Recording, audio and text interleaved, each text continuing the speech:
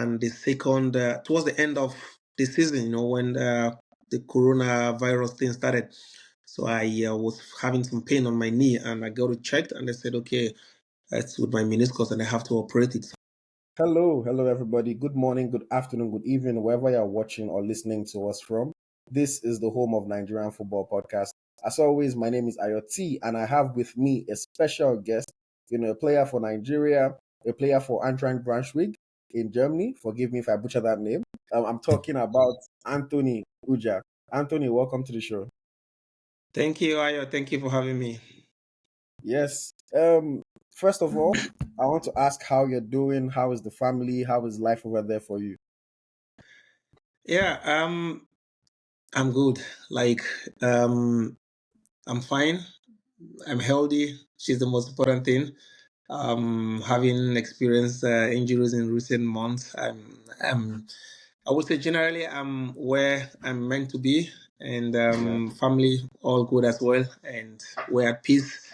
That's the most important thing. Yeah, amazing, and I'm glad to hear that. And we'll talk about where you are right now. We'll talk about some of the injuries that you hinted to, but let's start from I would say the beginning. Growing up in Nigeria, almost every boy, girl, plays football, especially the boys. We must say. And I would say out of everybody that plays football, maybe 10%, maybe even less than that can get the opportunity to play professional football. So for you, how did you get into the professional path? How did football become a serious thing for you? Yeah, just like you said, every child wants to be a football player. Um, I came from a very small village where we just play football for fun. And right from the very beginning, it was clear that football is all I want to do. Yeah, so I've always been playing football with people that are older than me, because I was very passionate about football. I was um, playing street football, and not I was not concentrating in studies in school at all. Even though Mm, I tried, but football was taking everything from my from my head, my concentration and everything. I was following European football a lot, reading the newspapers. The street vendors, where they sell newspapers. I go there just to read the sports side, and I follow like almost every league. Like in Nigeria, Premier League is the biggest. So I'm a yeah. big Chelsea fan, and I Okay. read everything. I followed Didier Drogba like mad, like from when he came from Marseille. I directly his first year in Chelsea, I became a big fan. Watched every move, how he was dangerous.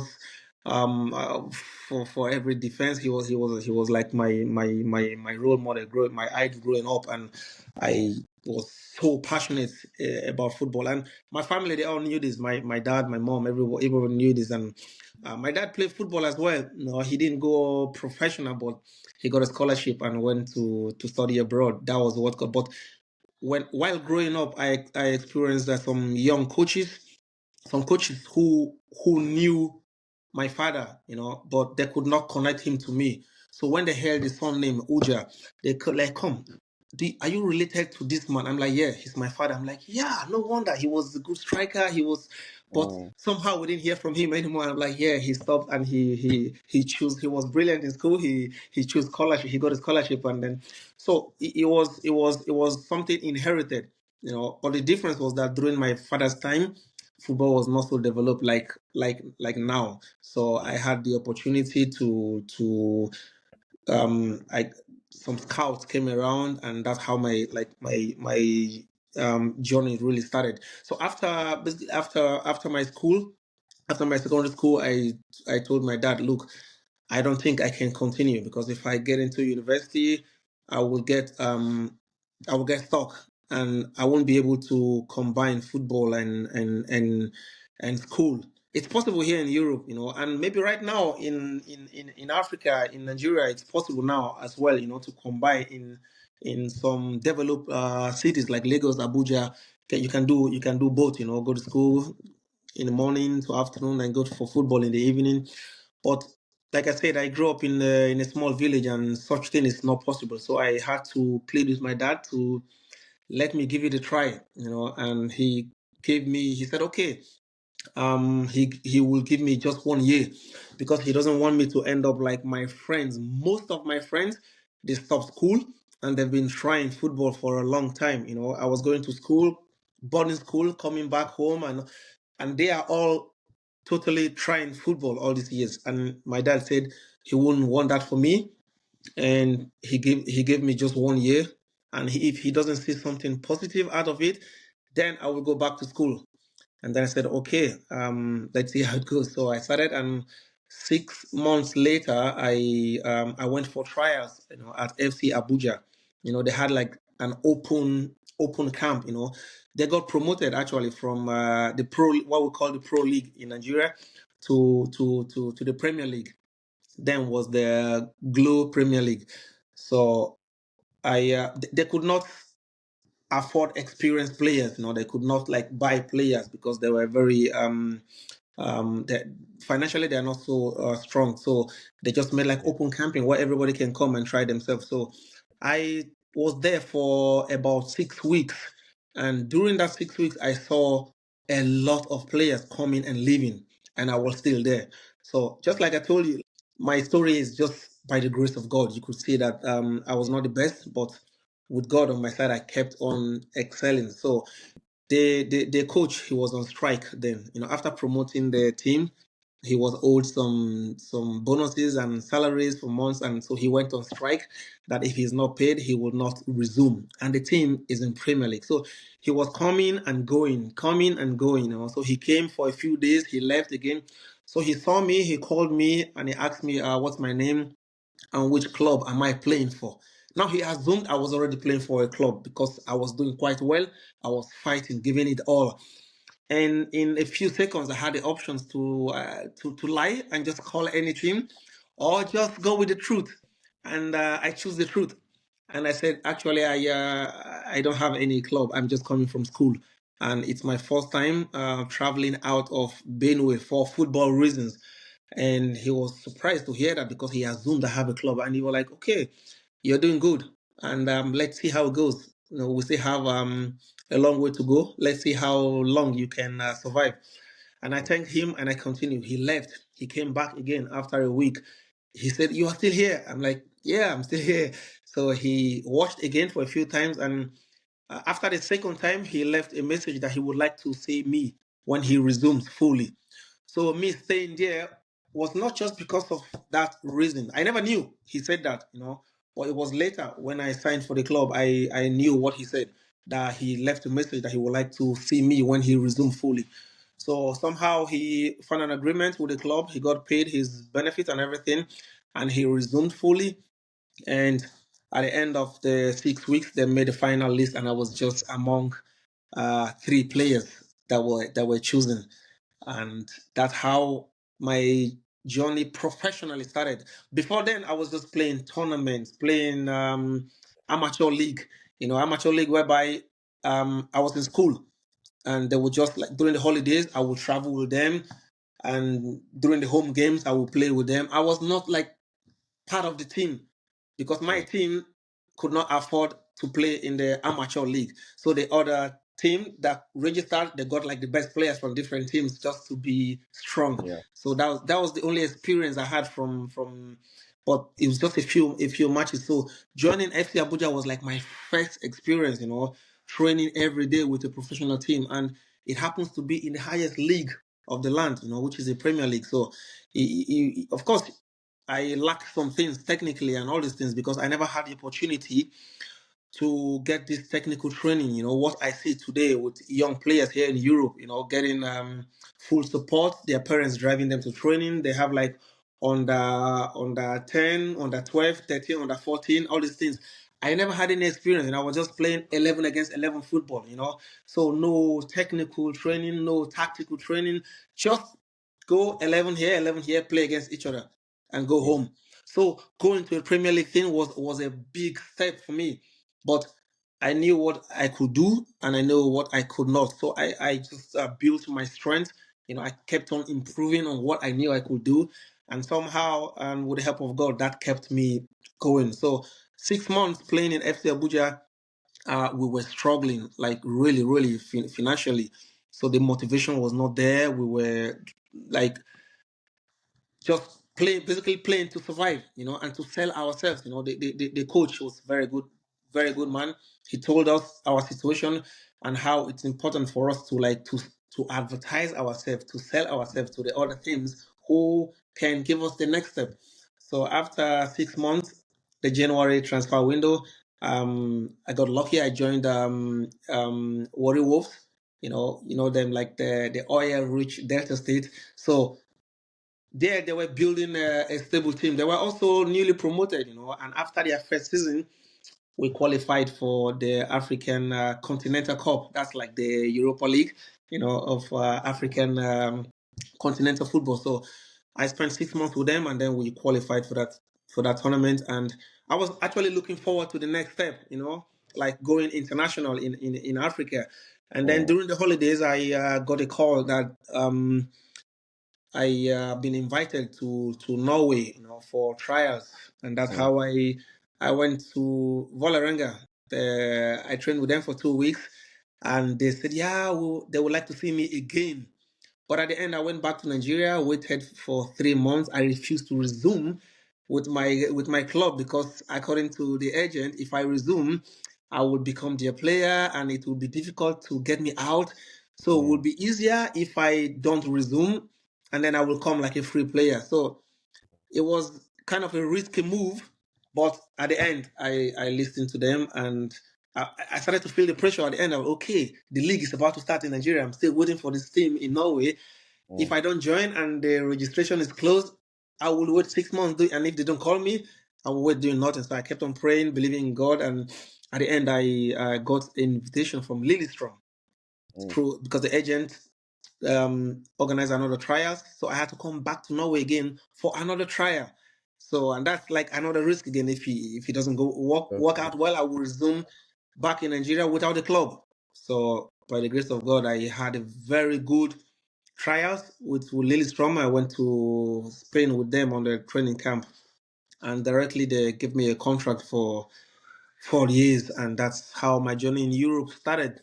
And in my first season, I scored 14 goals in Norway. It was an amazing time in Norway, and I had the opportunity to join Royal Mallorca after just one season in Norway, and somehow they had some disagreements, and a lot of people thought I would be disappointed, because it was a good step, from Norway to La Liga, but Lillestrom was a club that I loved so much. I understood with them. They needed the money, and they were not getting like a guarantee for the payment, Mm. and I came back from Spain.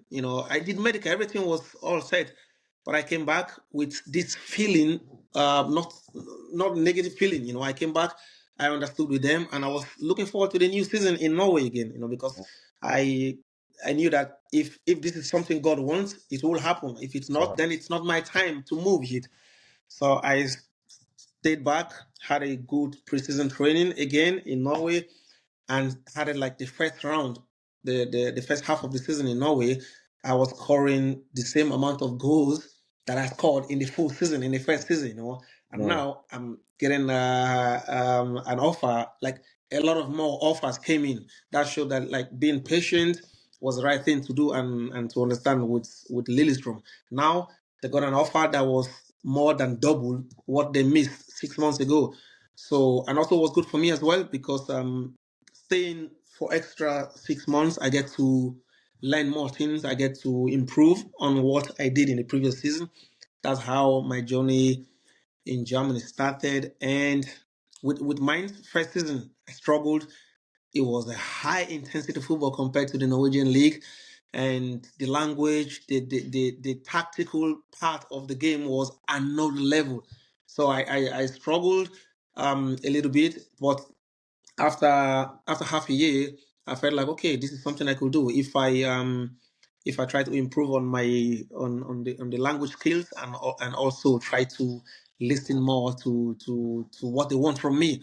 Mm. So after 1 year, I had the opportunity to join Cologne and get in the second division and get match practice. Get into the German football. Playing week in week out, and I had a good season with Cologne. Yeah. Scored 13 goals, I think. We were almost getting promoted. We missed out. I think we ended up on the fifth position, and Cologne wanted me to stay, to make the loan permanent. Mainz at first didn't want, but at the end I had to make the decision for my career because I wanted to continue with the journey because I kind of like everything about Cologne, the fans, the stadium, and the city and everything. So I stayed back there, and the next season we got promoted to the first division. We stayed in the league and then played again in first division, and then I moved from there to Werder Bremen. Let me just pause you for a second because you're getting deep into the story, but I will we'll get back to it. But I want to ask you, I think a particular question or two questions. Yes, So please. first of all, you went for trial in Valeranga, you went Yes, for trial in Lillestrom, yes, and this is a story that is common for a lot of Nigerian players being invited for trials abroad, and despite the fact that you're already playing in the professional league in Nigeria with Abuja FC, they yes. still wanted you to try. Do you Mhm. think, in your opinion, is it a would I say disrespect or a disservice to the Nigerian league that even though somebody's already playing professionally in Nigeria, Mhm. these clubs will still say no, we want to see you first before we can sign you. What do you think Yes, about that? actually, I had that. When you as an African, as a Nigerian, um, our goal is to go to Europe because we know going to Europe is another level. Apart from the financial benefit, there are so many more things comparing the football. But I understand your question. Playing in the Nigerian league, it's a professional league already, and Norway is still like a step below the major leagues in the world. So you kind Mm. of expect like, it's enough. Or they could come to the Nigerian league, And watch watch, your how you yeah, play, and then decide if they want you or not. So I understand this question, and it's something kind of negative, but they told me the reason why they wanted to see me. They said, look, they've seen my videos in the Nigerian league, I score goals, I'm a fighter and all that. But why they want to see me in training, especially because it's January. The Norwegian league, the Scandinavian league, it starts always from around March, April because of the weather. So they want to see how I can perform in the winter, and also the food difference. And they mentioned a few things, but the two things I can remember right now, which I kind of agree, is the weather and the change of food, and also dealing with different culture, because it's not, of course, the majority of the players are Norwegians, but you have players from other countries as well. So they want to see how you get along and with players of different countries, different cultures, religions, and everything. So those are the reasons that I kind of understood with. mm, And that's why it's just 2 weeks and not 1 month or something. So that they feel like in 2 weeks, it's not like you will just be training every day. You'll just be training with the team, and it could be that on the weekend you are doing nothing because the team is playing. And then maybe the next day, when they have like a recovery training, or if they have an off day, you have an off day as well. So in these 14 days, you end up maybe training just 8, 9, maximum 10 times. So it's basically like they want to just see these few things they mentioned. So yeah, mm. that's I hope that answers your question. No, thank you, thank you. I mean, the weather is definitely a big deal because playing in Nigeria hot sun and playing in the depth of winter is two different things entirely. Thanks. And the second question I'll ask before we go back to talking about your career path, Hmm. you said your dad played football, and you also are playing football now. So, do you think football is something that can be passed down from generation to generation? Because we see in football today, there are many players currently that we know their fathers, from when they played in their day. Do you think it's actually something that can be in the blood and be passed down? It is, it is actually, but the most important thing is the pressure. especially if your father is very successful. I take for example now, the son of Cristiano Ronaldo. Mm, He kind of, he's already famous at his age. His father is Cristiano Ronaldo. What's the expectation? It's very high. But this boy should be left to choose his own path. But it's not possible because the cameras are going to be everywhere with him. So that's one mm, aspect. The other aspect is heredity. It was inherited. So are you expected to be as good as your father or better?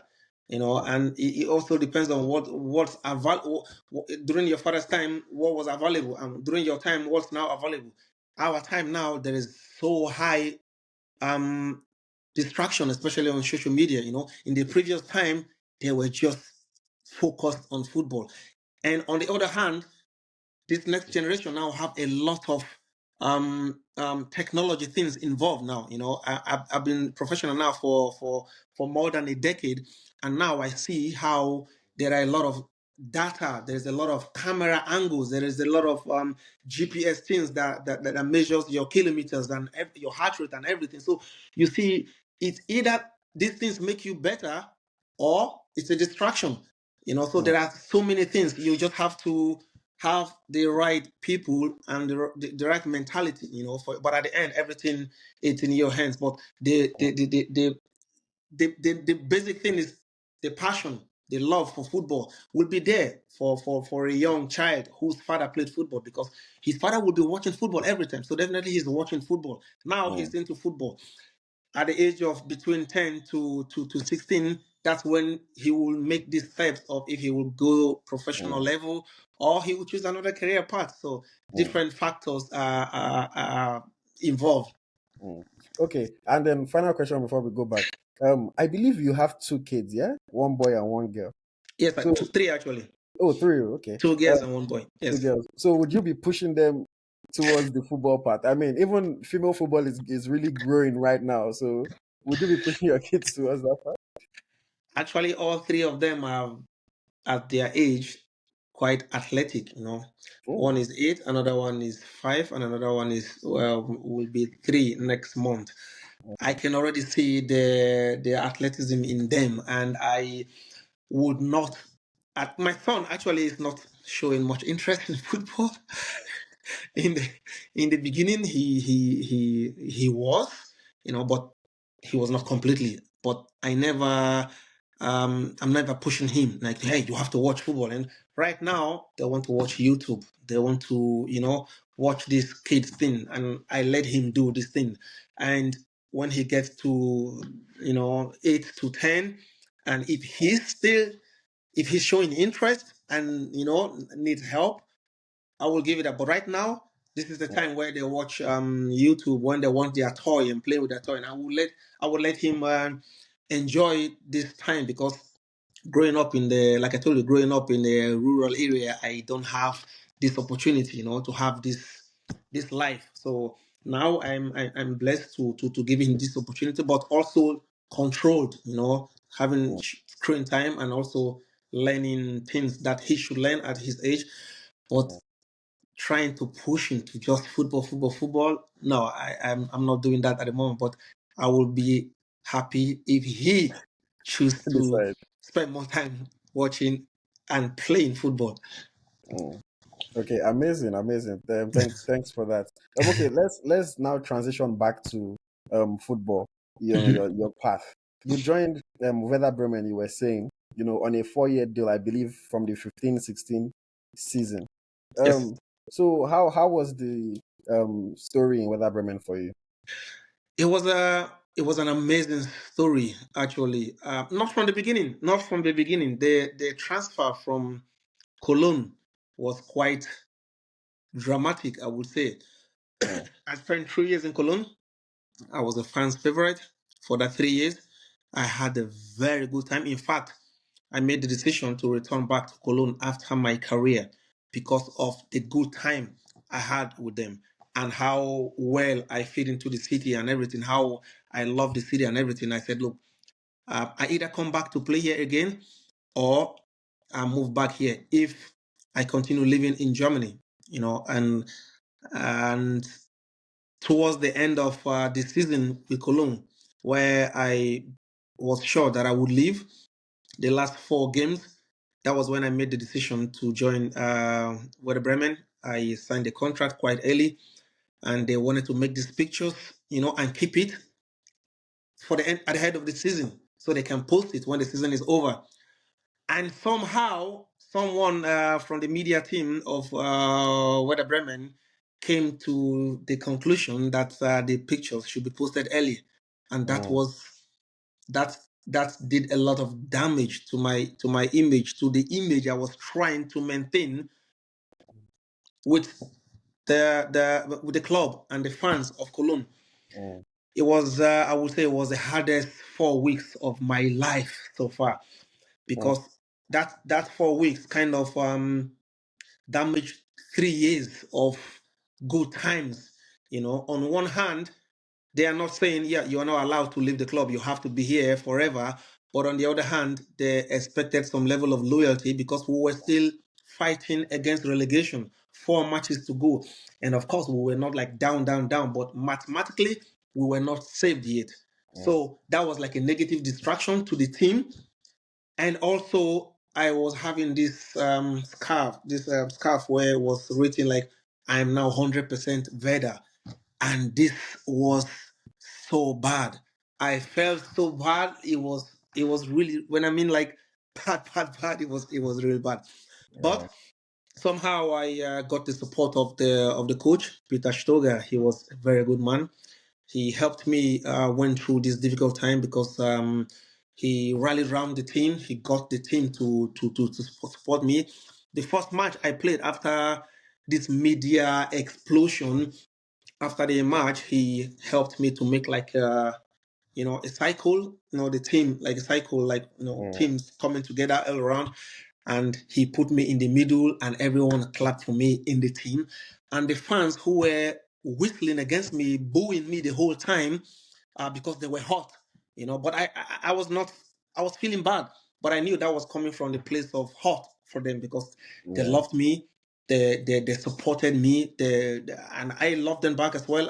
This club was so much in my heart, and I could understand their frustration. I understood with them. But what the coach did, I would never forget.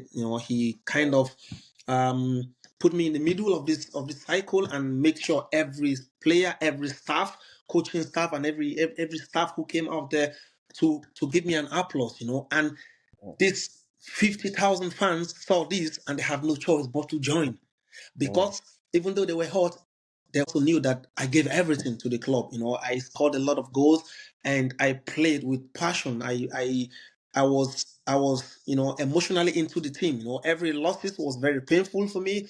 Every win was like Christmas. It was a big celebration. So it was for me, not just playing for Cologne was not just like a journey, a career journey. It was like a home for me.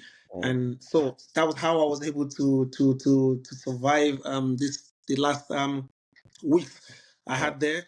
But and the time, back to the question, the time at Werder Bremen was amazing. It was just 1 year, but it was amazing. I get to sit next to a legend of the game, Claudio Pizarro. He was like, he was an inspiration, because seeing how much he has achieved playing for Bayern Munich for many years, and also playing for Chelsea, and how humble he was, how down to earth he was, and how he spoke to us, the younger players, telling us about his experience, and also training with him every day as a striker. I was learning a lot, from him. So that was one of my major highlights, playing for Werder Bremen. And I scored 14 goals, in all season. We had it was a difficult season, because the whole season, almost the whole season, we played against relegation, and we had a good run in the cup. I think up to quarter semi-final. So it was a short time, but with a lot of success. Personally, for me, as a striker, scoring goals and having this amazing atmosphere in the stadium as well. And let me just ask you quickly. So I'm looking online and I see that when you were playing for Werder, you scored a goal in the cup against Cologne, a 1-0 win for Werder Bremen.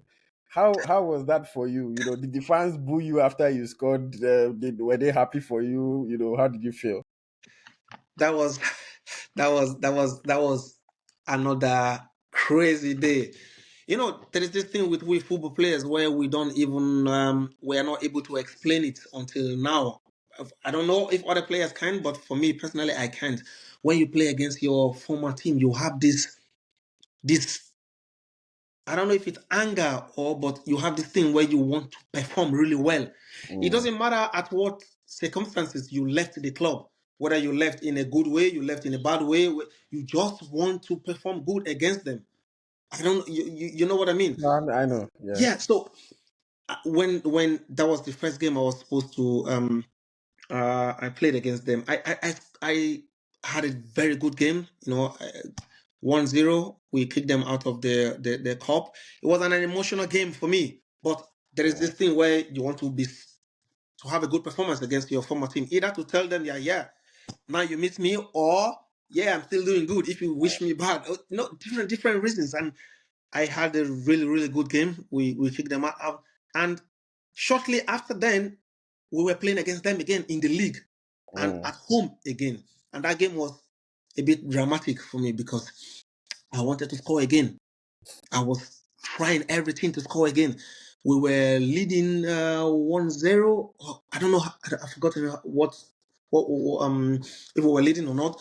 But there was a situation where I was supposed to score, and I got like a contact from the defender, and I went down. It was quite easy, and they gave a penalty. Now then there was no VAR. This was 20. This was 2014-15. There was no VAR, and they were so angry at me that why did I manipulate the referee, and they were so, and now the fans saw this where everything was supposed to be good between me and the fans when I left. mm, Now this got the fans angry and they started to whistle against me. The guys to get angry and everything, and they wanted me to go to the referee and tell the referee it's not a penalty. I'm a winner. I want to win this game for Werder Bremen, and now I'm working for Werder Bremen now. I don't want to do something that would be kind of disloyal to Werder Bremen. mm, I'm on a contract then, and I want to win the game for them. It doesn't matter yeah. who I'm playing against. So I said no. I want to play the penalty. I took the ball, and somehow I missed. I missed. I missed the penalty, and it was damn. And then the defender was like coming in front of me and celebrating and screaming. I was like, and then because of that action, I wanted to like, okay, I have to score in this game. But then every if you were trying to force things, if instead of allowing things to go the way it's supposed to go, Mm, if you try to force things, it will not go that way. So mm, somehow the our coach saw that I was trying too much, and in that process making mistakes, and he took me out of the game. mm. So that was like two games. It just happened in the space of 2 weeks, and it was quite dramatic and kind of like made my relationship with the Koln fans a little bit sour again. Yeah. Okay, amazing story. Okay, let's move forward very quickly. So, I believe you then made a move from Werder Bremen to China. How did that come about? Because this now, yes, everybody knows about the other leagues in Asia, in Saudi. But how did this move happen for you back then? Yeah, after like I said, I had a very good season with the Bremen, and this was a time where China was going crazy with making a lot of big transfers. Mm, Tevez and these other big players, and I've always known my strength in football, and it's not like I don't believe that I could go to a certain length, but I knew playing in the Bundesliga, I would only be able to play for medium, let's say average clubs, mm, who either playing against relegation or stuff like that. But it's like I said, it's not like I don't believe in myself, but like I told you from the very beginning, I lacked this technical aspect of the game mm, whereby coming to a Bundesliga level, scoring double digits, I felt like I've really, really done amazing considering how I was trained. growing up, So I knew I would either keep playing for this club at having the same kind of level, or I'm okay. I have a foundation whereby I help a lot of people in my community, and I've put a lot of resources in there. So I got, after the season in Werder Bremen, I got an offer. Actually, I had the first offer in January. Then I was already scored 7, 8 goals, and the club was still way down on the table. So I had like like a lucrative offer from China, but I directly turned it down. Actually, the club got a crazy offer as well, but they left it for me to decide, and I decided not to take it because I said I would like to end the season with Werder Bremen to help them to stay in the league. So leaving them now in the middle of the season would not be something good. And if this opportunity doesn't come again in the future, financially, I'm also okay. I'm content with what I have now, and I'm grateful for it. But right now, my wish is to stay and finish the season with Bremen. So I ended the season. We survived on the last day of the season, which was a very, very special day. So I felt like it was a good ending. And you know what they say, you live when the ovation is It's high. is high. Yeah. So I was lucky enough to have an offer from another club in China again, not as big as the club Mm. that came in January, but at the end of the day, the offer is still like way more than what I was earning here in Germany, and I saw that as an opportunity for me to expand my charity works, expand my foundation and reach more children, more women, widows, and like youth empowerment in my community. So, and also for me as well, because as you know, football, it goes like this very quick. So, and you have to be smart, and you can see a lot of Mm. ex-players who made this mistake, and we learn from them, to do the right thing so we can, have secure our future. Yeah. So I took the offer to go to China. I was not shy about it. I was not lying about it. I was not trying to, be like other players who say, yeah, they want to learn a new culture. They want to learn a new. Those things are just stories. Those things are just stories. Coming from having my background, coming from where you play football without football shoes, no electricity, and seeing all these things, you wouldn't want to think twice when you have an opportunity like this, especially when you are not just thinking about yourself and your family, and you Mm. have a whole community on your shoulders. So Mm. I took that offer. I was just like more. My life was basically more like a sacrificial lamb, to make others Mm. happy. And because for me, material things doesn't make me happy. You can see my Instagram. You hardly see anything personally from me. So seeing people happy, seeing my foundation grow, how much people graduated from university, and having and training people with skills and having their own businesses.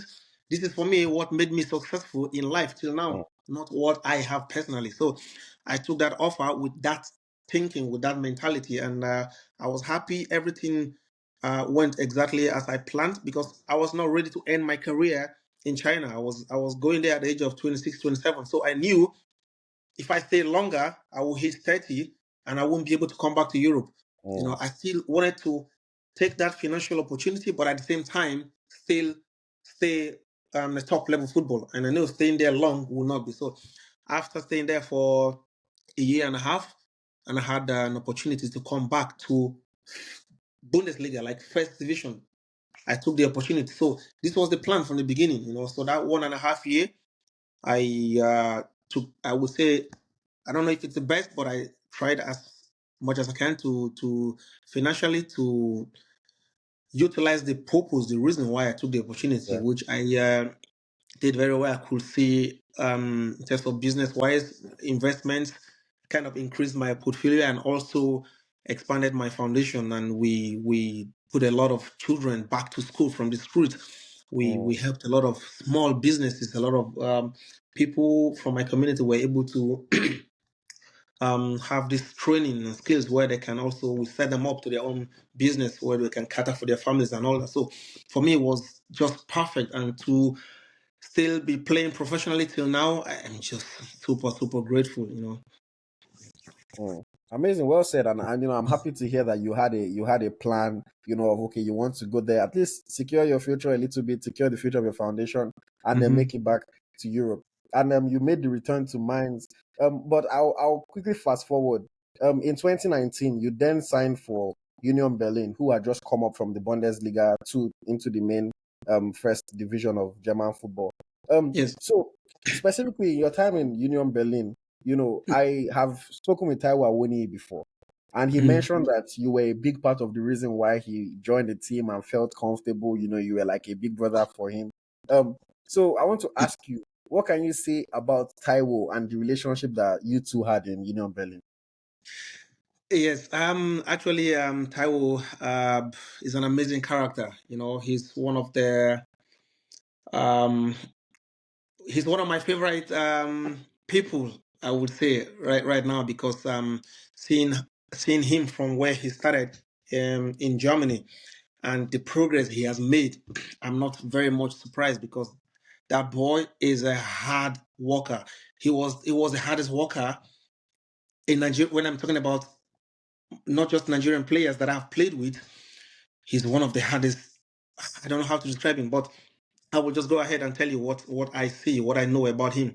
I came in contact with him while I was still in Mainz around the beginning of 2019. Actually, that was when I came in contact with him. And as you can see, we both belong to the same agency. When I got in contact with him, and he joined us. I through the same agency, they brought him to Germany to Mainz when I left Mainz to Union Berlin, and I saw how he was. You know, he came to Mainz when a lot of strikers were injured, so it was like a kind of an emergency January transfer, and such transfers are always difficult for players who come in the middle of the season. So now these players are back from injury, and the coach is sitting in a press conference saying how difficult it was for him to not give Taiwo enough chances to play. When a coach comes out in a press conference and says such thing about a player, that means he's doing something right. He said, "Look, we brought him in when our strikers have injury. Now our strikers are back. He's on loan. I have to use the players, that belongs to the club. But this boy Ty will keep giving me headache. He keep fighting in training. He's the first to come in. He's the last to leave. And despite not being in the squad or not being on the bench, he's still working so hard. And the coach is feeling bad for not giving an opportunity. And I was in Union Berlin, and we were kind of not struggling, but I don't know how confident I was. And I met with the manager, and I told him, "Look, you can see what this coach is saying about this boy. Whenever you are thinking of a striker, please think about him." Now, I'm a striker as well. You know, telling your own club about another striker, your own position, that comes from a heart where you see yourself, you are getting to 30 now. You had your good times. Now it's the Mm. time of your younger ones, creating an environment where they will be successful as well, or even more. So it was quite a bold move, I would say, because I was not the biggest player in terms of caliber, and to tell a club about a player is quite bold. So I just dropped in that world, not knowing the manager took it serious, and somehow they brought him in, and he called me and he was like, "Hey, big brother, I got an offer from your club, but I'm not feeling good about it because we are going to be playing the same position, and I'm not feeling very comfortable about it." That's Mm. coming from this cultural respect, African Yeah. kind of mentality and everything. And then it was funny for me. I laughed and I told him that, "Look, you are trying to find your feet, in European football, and to kind of announce yourself very well. I've had like good times. It's not about me anymore. And moreover, they are not going to take my salary to give you the there is enough to go around. So come in and find your place in the team as fast as possible. And I expressed how glad I am that he's coming. So now we'll have more time. Not usually we were just talking over the phone and everything. So now we will spend more time together. And I will say it was one of the we spent 2 years together, and it was amazing. We didn't just help each other in so many ways about football, but also outside football, because I get to share my experience, what I did outside football, in terms of just what I was telling you about, investment, securing the future, because we've seen so many stories that went the other way around, and we have to do things different. So, like I said, he's really humble. He's a listener, and he's a special character, I would say, because he was very focused. He knew what he wanted in terms of business wise, and it happened to collide with what I was doing over the years. And so it was easy for me to share my experience with him. And he also he grabbed every opportunity. He grabbed every opportunity. He listened. He's now doing way better than I expected. And he's had some bad luck with injuries and all that, but you could see that he took care of his body. This guy is a machine. When we are going home from training, he takes a shower, puts on the club clothes again, and he goes to. We have this room where when we have 2 times training, we go take a nap. Ready for the second training. He goes back in there because he wants to go to the gym around 4 o'clock. There was a day his wife called me, and he said, she spoke to my wife, and I'm at home, but her husband is not at home. She's worried. And I said, "Oh, I think he must have forgotten to reach out to you, but he's taking a nap because he told me he wants to go back to the gym. He wants to have another section, another training section." So this guy invested so much, put in a lot of work that I personally didn't do. So it was amazing to see someone chasing their dream and we especially football fans, they see the game days, but they don't see what happens during the week. A lot of people have to push themselves extra to be able to reach where they are. So that he's playing in Premier League and he's doing really well, for me is not a surprise at all. That boy worked really. Let's say he did way more than he was expected to do, and that's why you see he's doing really well. And my wish for him is just to stay healthy. As long as he stay healthy, he will always excel very well. So Taiwo, for me, he's not just a colleague. We play together. He's like a brother to me, and we live in the same estate in Abuja, and we're so close. And I'm just fascinated to see this journey, and I'm excited to see Even how more. more because definitely there's still more room for improvement. Yeah, amazing, amazing. I love that story. Thank you for sharing. And so you then joined Braunschweig Yes, after a spell in Union Berlin, and that's where you're still playing today. How yes. how has that been for you again? I would say that was towards the ending from Union Berlin to where I'm playing now, Eintracht Braunschweig. It was the hardest time of my career because I had my first injury after over 10 years of playing professional football. I never missed 2-3 days of training section to injury. I've had like I was, by the grace of God, I was staying off injury, and then I had my first injury, and it lasted 1 full year. And I spent 3 years in Union Berlin. The first year was the first team in the history of the club playing in the Bundesliga, and the second towards the end of the season, when the coronavirus thing started. So I was having some pain on my knee, and I got it checked, and they said, okay, it's with my meniscus, and I have to operate it. So, and they told me it will only last for 6 weeks. So somehow it kept on dragging on and on and on and on. after 6 months resulted to another kind of operation, major operation actually, that involved completely changing the structure of how I've always been since my childbirth. You can imagine, you have to learn how to walk again, how to jog again, how to run again, everything was just like from the beginning again. The only thing that stays with you is your experience for football. But at the same time, your movement has changed. So it was I would call it a career threatening injury because it lasted, like I said, lasted 1 year. And now the whole season I was out. Now I'm into the last year of my contract with Union Berlin after doctors have told me that it's possible that my career would not continue. That I should be lucky for having that kind of injury when I'm already, around 30, when I've had my best times in football. Otherwise, if I was like 2021, that could cut short my career. So on one hand, I was grateful, but at the same time, I was praying a lot, and believed in God that I don't want my career to end this way.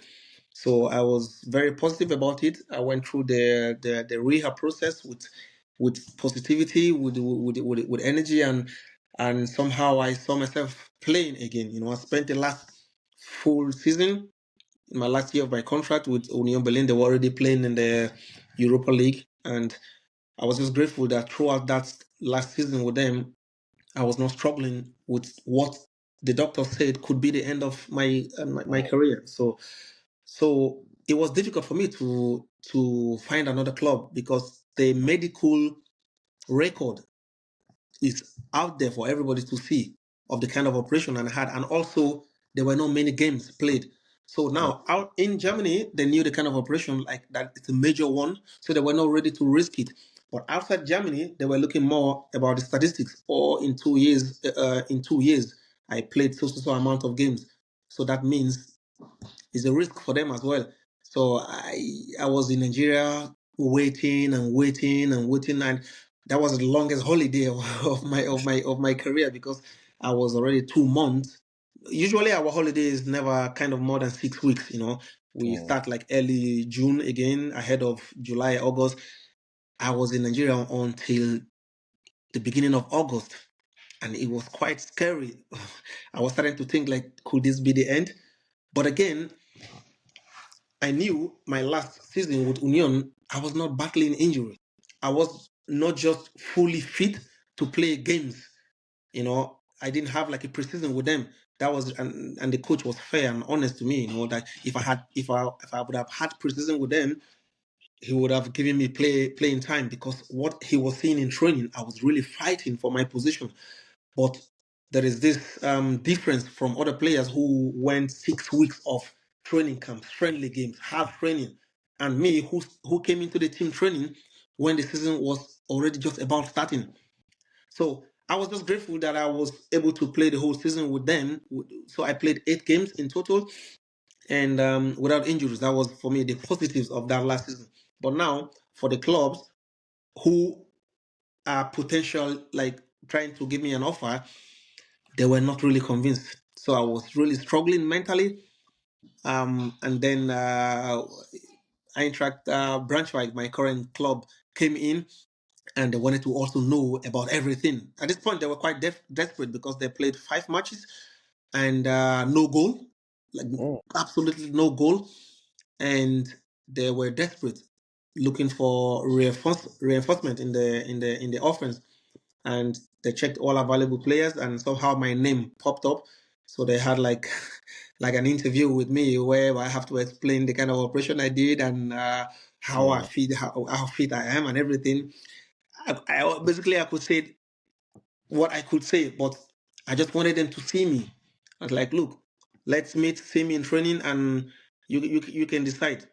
And they took the risk, and this is why I said in the beginning that I'm just where I'm supposed to be in life, in football and everything, because I signed for 1 year with an option for another year, and I scored 10 goals for a player who didn't have a preseason with them, who came in after 5 games into the season, I would say that's a really good season, because the second league in Germany is one of the strongest second division in the world, I would say, because it's very physical. Is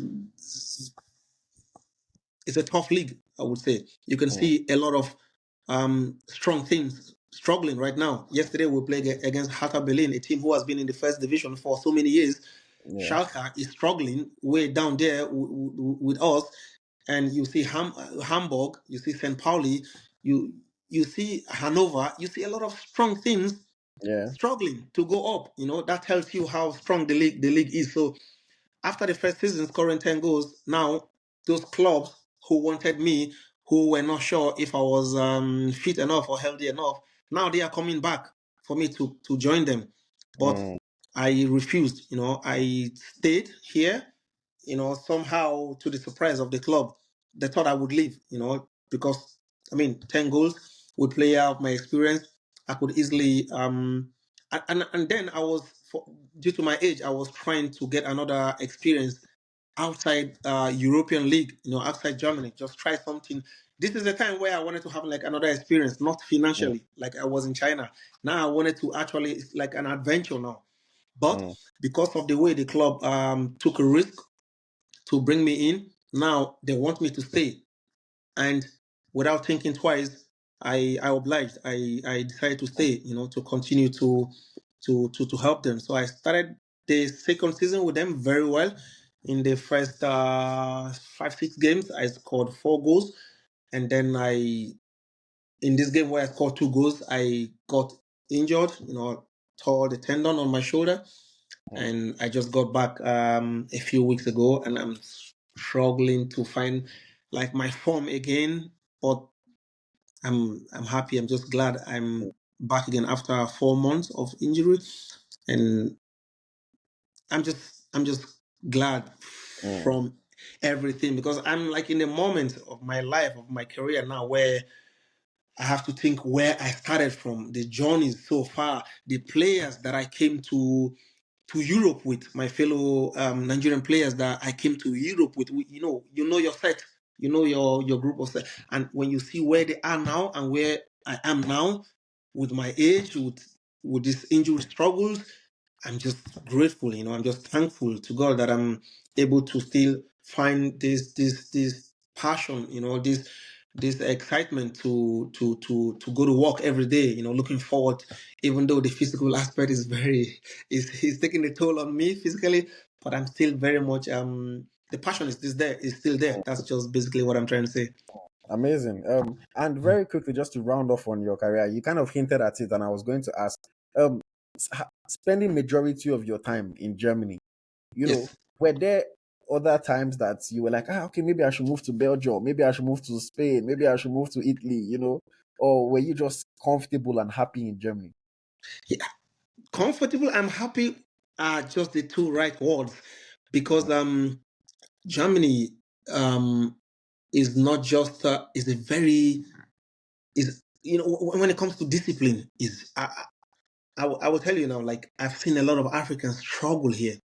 Mm. Germany and discipline, Yeah. they want 100. You can be the best player, but if you're coming late, if you are fighting, if let's just say, if you are not like being punctual, being on time, and following the tactical instructions and these things, they don't care how important you are to the team.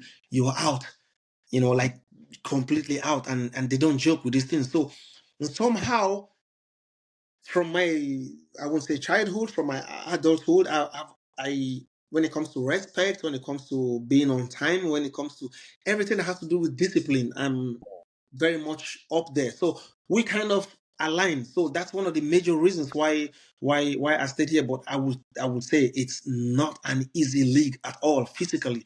There was a statistics I saw some months ago, where they showed the list of injuries, and Germany was way up there. That shows the training in Germany. They don't give you so much space, like this kind of 11 against 11 kind of training. Is only when they are trying to do the tactical training before the game. That's where you have so much space.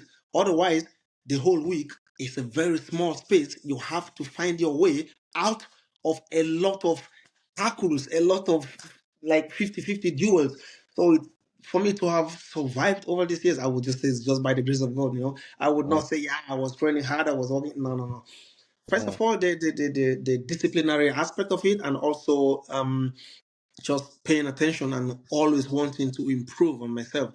That's the and being able to enjoy. I learned the language. Right now I'm a citizen of Germany as well. It's not something that is out there in the media, but that's how comfortable I am. mm, That I'm looking forward to the next years.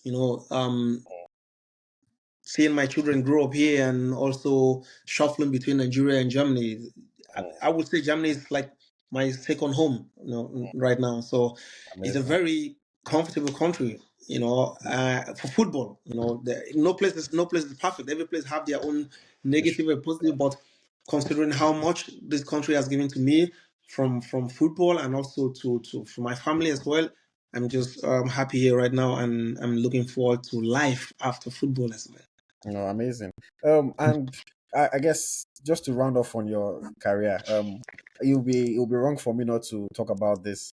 I know we're already running long on time, but I'll make it. I'll try to end quickly. You played for Nigeria a couple times. And I will say standout was at the 2013 Confederations Cup. They've ended the tournament now, but back then, I remember the Confederations Cup. I was still a young boy then. I mean, it was a big deal, to watch Nigeria playing Confederations Cup.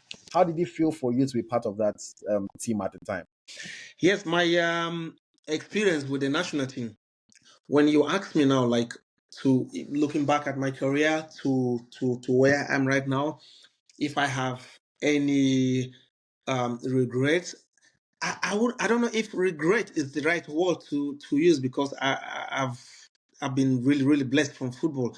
But if I would say wish, if there is any, let me use the word wish. If there is any wish that I have, that would be to have scored a goal for Nigeria, because our country Nigeria is one of the biggest in the world when you talk about football. Yeah. And wearing that shirt, my first national team jersey is still hanging in my father's house, not in my home, in my father's house, because this is something he sees every day and makes him really really proud. you know Mm, and it was the honor.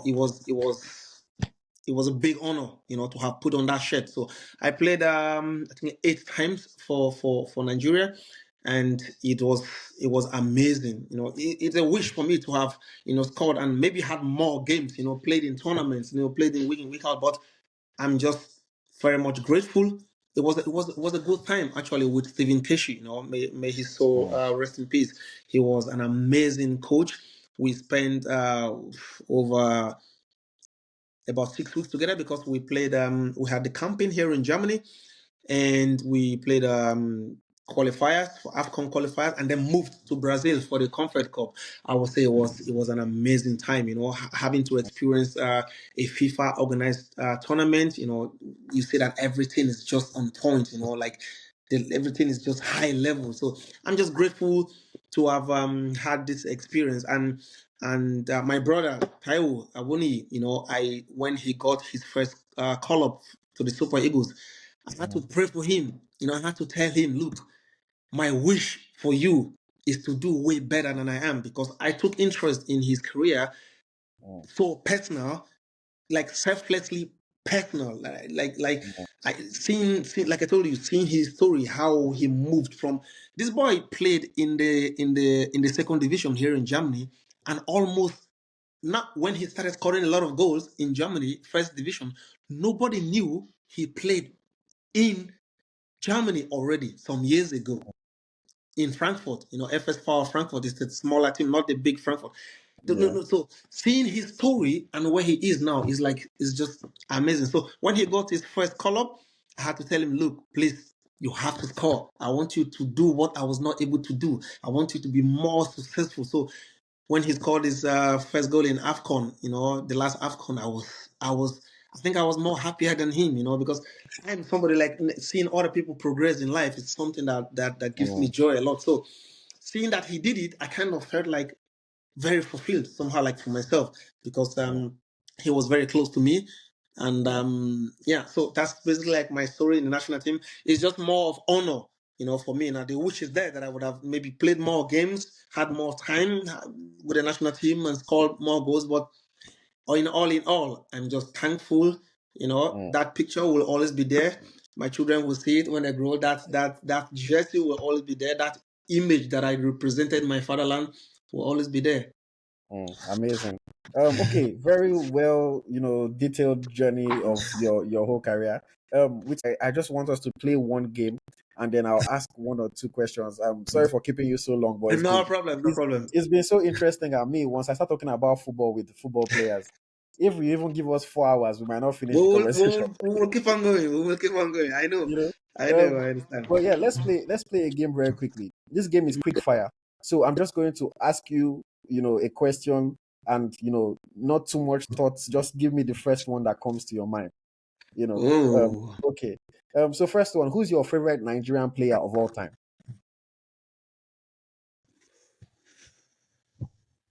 Daniel Amokachi, Amokachi.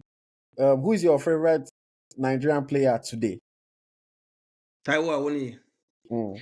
Who is the best coach that you've ever played under? Your favorite coach that you've played under? National team or club? Anywhere. Peter Stoger, this coach I told you about who helped me through my ending time in Cologne. Okay. Who is the one manager that you wish you could have played under that you haven't? That you wish you could have played under? Mourinho, due to my Jose Mourinho. love for Chelsea. Okay. What's your favorite food to eat before a match, the day of a match? Just pasta, just something light. But in the Mm. beginning, pounded yam. I'm so strong when I eat pounded. But that was then in Nigerian league. But then coming to Europe, they changed my mentality. Okay. If you could have one superpower, what would you want your superpower to be? I would say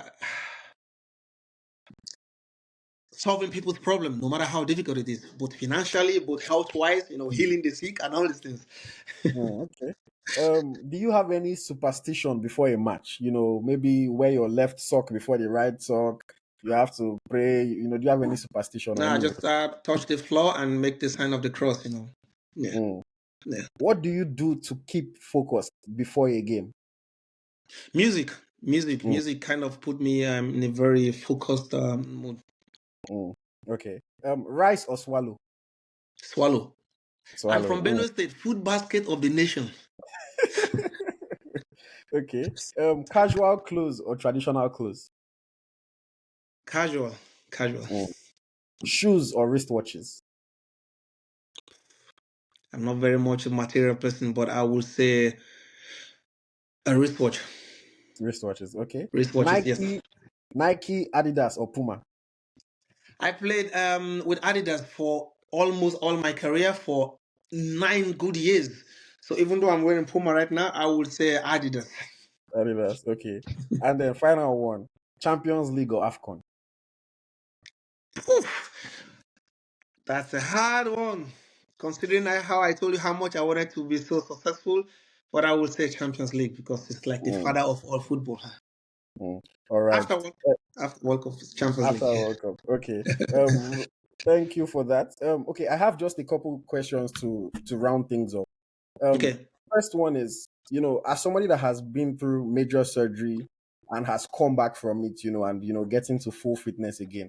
We have Mm-hmm. some Nigerian players who, Victor Boniface got injured just before the AFCON. Just like a week or two ago, Zedu Sanusi got a major injury that we're hearing is going to keep him out for about a year. What is your advice to any footballer that is going through injury? Mm-hmm. Seriously.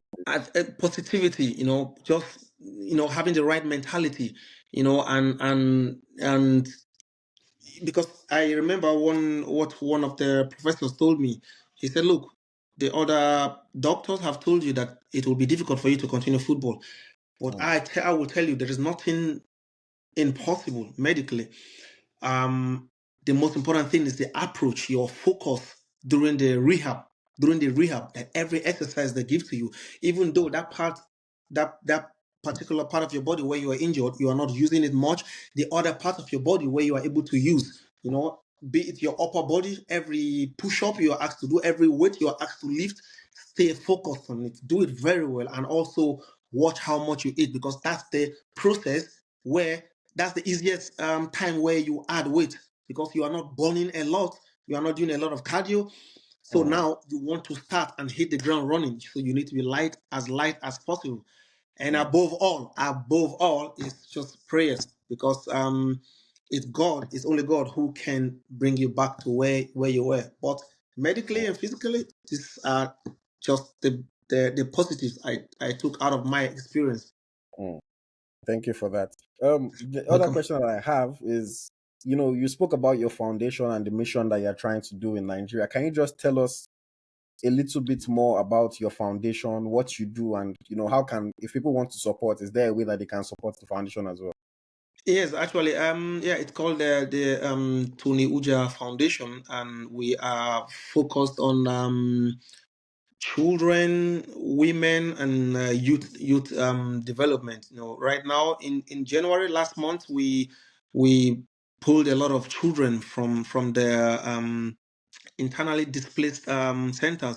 People who are affected by war, terrorism, flood. People who flood took out their whole village and everything, and they are staying in like in a camp. You know, Having a normal life is no longer possible, because you are no longer living in your home. You are living in a place where there are hundreds of people living there. So the only focus there is people bringing in food for them to eat. But that should not be the objective. These children still have a future. Having a 3 square meal is good because that is almost impossible right now, because you see a lot of people coming to help them, but there are times where nobody is coming to feed them. So feeding is good, but they still have a future. They still, you want them to have the same opportunity like other children who are living, who have their own homes still standing. So we pulled out some children from these centers in my state, Benue State, and we put them back to school. And you can see the excitement in their face. And a lot of these children are very brilliant. So that's one area. We have also the youth development through I have this tournament where I do every year. And every year it's now 11 or 12 years now in a row.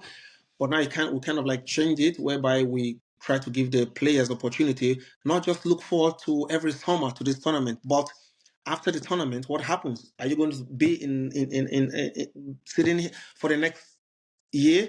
So we decide to do it in a way whereby we also sponsor some of these players to go out there to go through trials, in the Nigerian leagues, in other leagues where they can. So I'm happy that a few of them have had the opportunity to have a professional team. The biggest one right now is playing for Rivers United, in the Premier League, and there are other players scattered around Nigeria, and one is also playing in Denmark. And so I'm so happy to see where they have this platform where because football is basically my thing. So no matter whatever I'm doing, I still have to, look out for other younger players who want to be like me and who have the potential to be even better than I am. So we have the widows outreach, that area where my mom helps me with. So we're into different things, and if you check the link on my Instagram, on my bio, you will see everything what we are doing, and it's something that I've been doing personally by myself, and like on a low key over the years. But now my wife like helped me, took over the thing and made it more branded. And we football players, we don't have time for these technology things and all these things. So she's very good with the thing, and I'm very happy about it. That she helped me with it. She kind of like made the idea more sophisticated, and we are making a lot of progress. It's not so easy right now, like raising funds and all that, because we are facing the whole world right now. We're facing an economic crisis almost everywhere. So trying to convince people to join what you are doing, and a lot of people don't really see it in a positive way. They look at like, oh, this football player who has earned so much money over the years. This is like pouring water from a cup in a river. People have this mentality, Mm, especially we in Africa and all that, but they fail to understand that every little thing you put out there, whatever, everyone is struggling. Everybody understand that. But whatever little you put out there, it's for you little. But when put together, it's for someone a lot. That's the message. But like I said, personally, I'm still putting a lot of my resources in it. But also we've had a lot of support also, which I'm very much grateful for. amazing. And well done on that. It's something that I think personally, I always look at footballers who are doing something to give back. I look at them differently because I think it's such an important thing to be able to help your community, and It for you to is. be doing it on It this is. scale that you are. Kudos to you for that one. Thank Okay, you. I Thank think you. I have two more questions. The first Okay. one, life after football. You know, I'm not trying to kick you out of football, but you said it yourself. At this It's point, if I don't have an idea, then I must be stupid. Yeah. Are Yeah. you going to stay within the game, coach, agent? What are you thinking? Within the game, but outside the game. This Mm, coaching thing, I can do it. It's too demanding. And considering how much energy I've put into it, I would like to like do something whereby I'll have a season where I can take a rest. And that's like the second one you mentioned, being an agent. So I've mm, really seen myself had an impact in younger players. A lot of younger players. That I've played with over the years, and that gives me a picture of what I could do later. And also a lot of our African brothers who have struggled.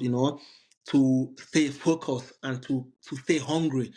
And this is something that I have a lot of passion for a lot of reasons. And one of the major one is or being a professional over the years, sharing my experience, helping them to take the right decisions, and when they are faced with making a decision on which where to go, I would definitely have one or two things to say based on my experience, and also as a former player that I will be later.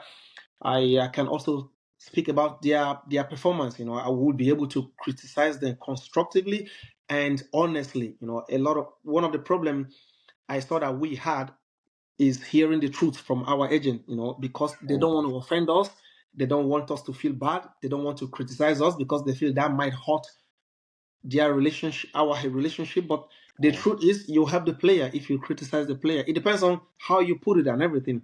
And Yeah. also, my major focus will be around my fellow African Nigerian brothers because Mm, I see a lot of them being taken advantage of mm, because every right now the desperation for money mm, using a lot of players to make money. And not, I mean, you can do the right thing and still be financially comfortable as an agent, but choosing the truth, choosing to be honest, and choosing the player first before the other thing. That's it's a lot of it's difficult for a lot of agents. So this is the mm. part where I feel I can do good as well because like I said, football has blessed me to a certain point where I'm okay with how life is for me. So I'm able to control whatever financial pressure I am instead of taking a decision that would not be good Be for a beneficial. player's career. I can work with like, no, let's wait. Let's stay here, take one more year, gain more experience instead of grabbing the first offer and looking at your own personal benefit. So there's Mm, there's a lot of reasons why I see myself. But on the other hand, I also want to have more time for my family as well because it's been lots of traveling and traveling and traveling over the years, and I would like to spend time with the family and also my business as well. So basically, that's what I want to do after my football. I'm very excited about it, and I'm looking forward to this time. Amazing. Thank you for that. And I will say, when you're starting your agency, please contact me. You know, for I want to be involved in football as much as possible. For it's very interesting because I'm coming from no football background. Mm-hmm. I'm a guy that just loves football so much. I decided to start a platform to help push Nigerian players, promote players. Even with the little time that I've been doing this, I've had some impact on certain players. I know players that reach out to me and say, "Oh, thank you. Somebody saw me on your page. This happened, that happened." So I'm trying to still get my feet wet in football. So any way that I can be involved in the game, you know, is something that I would love to do more and more. It's really amazing to hear that because getting these players contact and person like you now recommending someone to help their career, it's something because now they trust you. They know that you are not just collecting data, following their progress. A lot of these players they reach out to me. Hey, bro, I'm in this country. I'm struggling. I don't know if your agent can help me. I've spoken to you. I've had my interview with you. You have the little bit an idea of as a human that I have. So I believe you can easily tell someone, look, I think this guy can help you. And based on his experience, he can tell you, and then you can tell another person. No, amazing. Thank you. Thank you. Very well said. Okay. Mhm. And then final question, I've said this many times, but this is the final one now. Um, so what is your message? What is your message to any young boy, young girl that is back in Nigeria, that's watching this video, that's listening to this conversation, and that they dream of playing football, to the level that you reached or even beyond that level? What's your message to them? Yeah, I would say the number one thing for me is just God.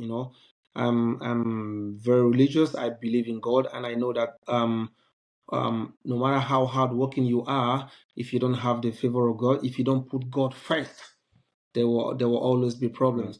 And that's for me the number one thing. The number two thing is hard work.